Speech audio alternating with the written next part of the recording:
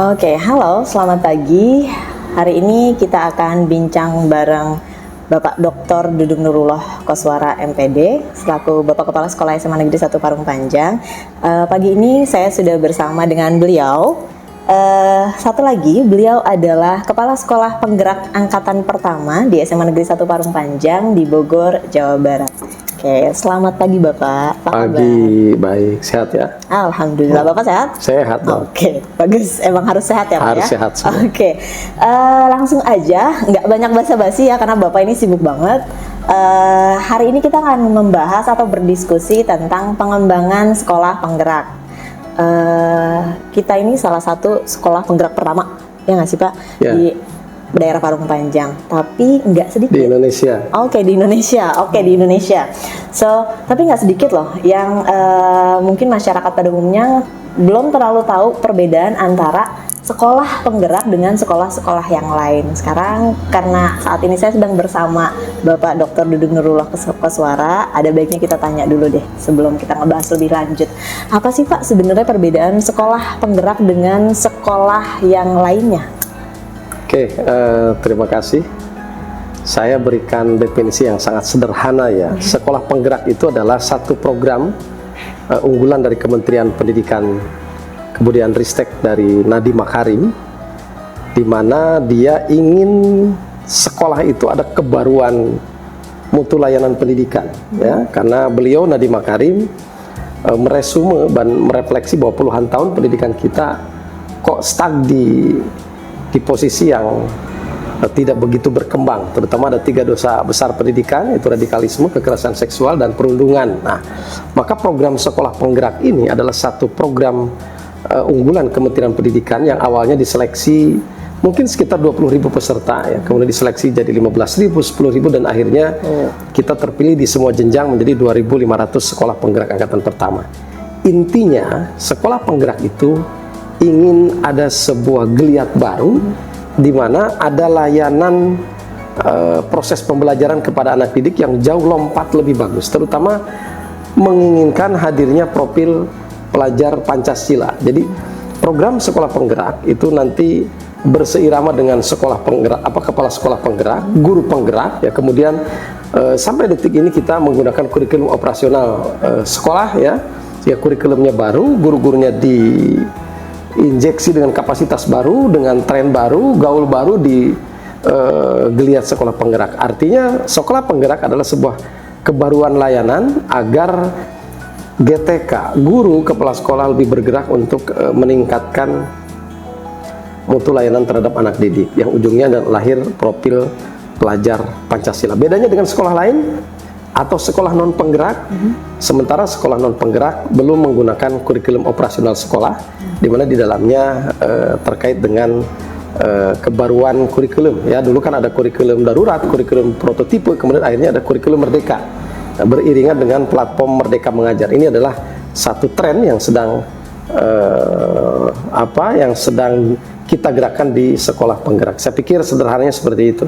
Oh, oke. So, kurang lebih seperti itu, seperti yang Bapak jelaskan. Jadi memang goalnya adalah menghasilkan siswa pelajar Pancasila. Ya, itu. Oke, Yeah. that was the main idea of sekolah penggerak. Tadi Bapak menyinggung terkait dengan pelayanan.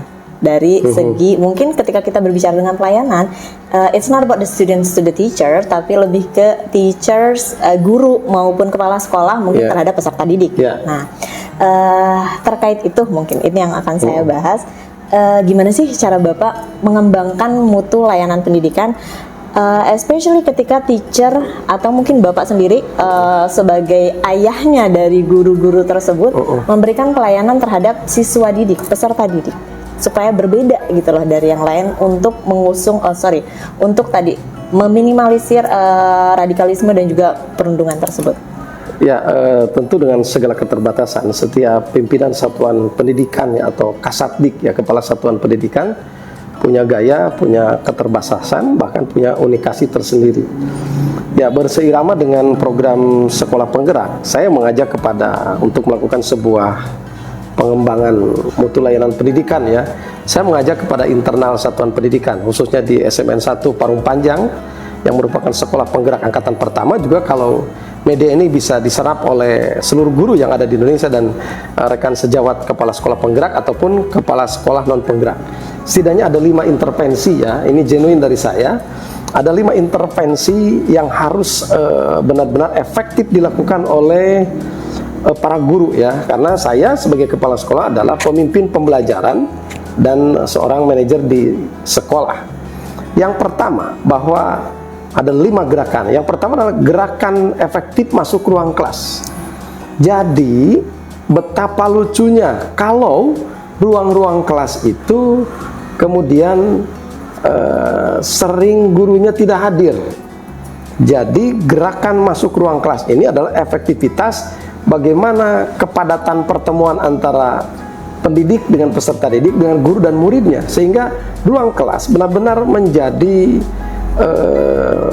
ruang pertemanan yang intens antara guru dan anak didik. Yang kedua, harus ada gerakan benar-benar si guru ini bergerak dari hati masuk ke hati anaknya. Jadi gerakan dari hati ke hati. Makanya menjadi guru itu sejatinya adalah panggilan jiwa. Dari hati guru masuk ke hati anak. Jadi gerakan kemuliaan hati guru yang akan direspon oleh hati anak ya. Kemudian yang ketiga adalah gerakan pikiran si guru ini harus bertemu dengan pikiran si anak. Pikiran anak secara kolektif dan personal bergerak di ruang kelas juga distimulus oleh pikiran-pikiran atau perspektif atau sudut pandang guru atau knowledge guru yang asik, yang kemudian bertemu dengan pikiran-pikiran anak. Baik pikiran secara klasikal kolektif ataupun anak punya daya cerna tersendiri dari apa yang dipikirkan gurunya yang dilontarkan di ruang kelas. Itu gerakan pikiran.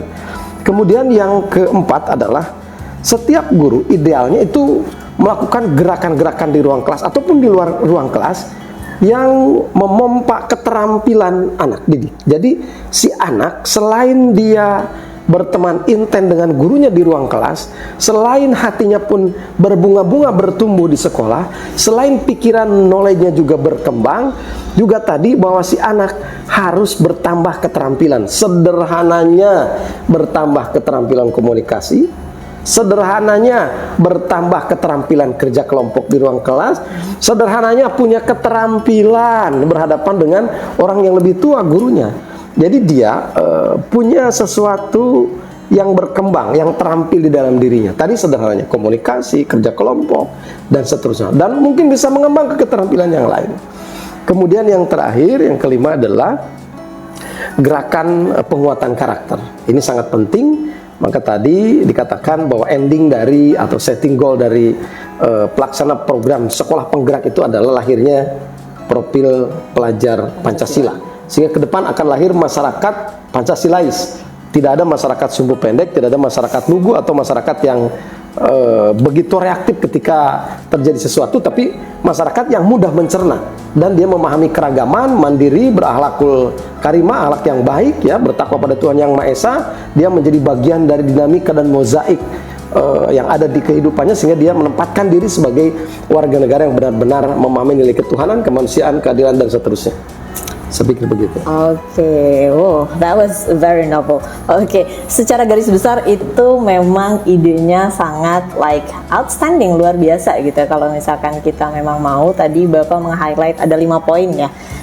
Ketika kita membicarakan terkait pengembangan mutu pelayanan pendidikan terkait sekolah penggerak ini. Yang pertama adalah gerakan masuk ruang kelas. Ini khususnya untuk guru-guru mungkin ya, supaya ada interaksi antara guru dan siswa. Makin sering ketemu berarti pasti akan ada dong boundingnya antara siswa dan juga guru.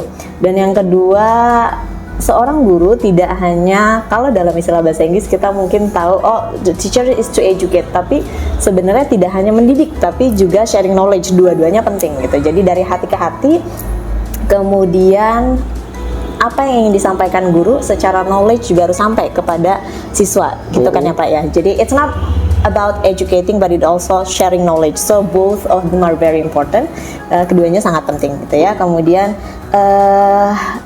siswa juga diminta untuk lebih kreatif, berani, tapi juga itu mungkin yang Bapak maksud sebagai skill. Jadi creativity menghasilkan sesuatu, kemudian juga lebih berani ketika mereka speak up their mind, menyampaikan opini. So, oke, saya rasa tadi cukup jelas dan gamblang banget Bapak menyampaikannya. Tapi ada satu poin lagi nih yang saya mau tahu. Sekolah kita ini kan terkenal dengan quotes atau landmarknya dengan learning community. Nah, itu ada besar banget dipampang di sekolah kita. Apa sih Pak sebenarnya learning community itu?